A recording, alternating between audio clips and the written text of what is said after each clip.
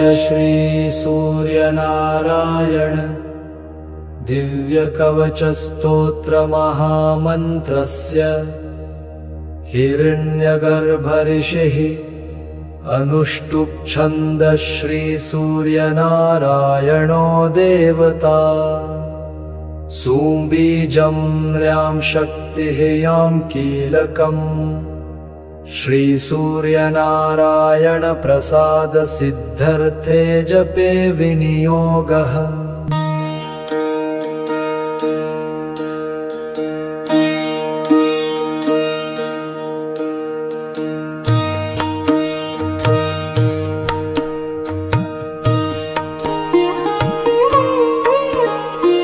त्रिमूर्तिरूपं विश्वेशं शूलमुद्गरधारिणं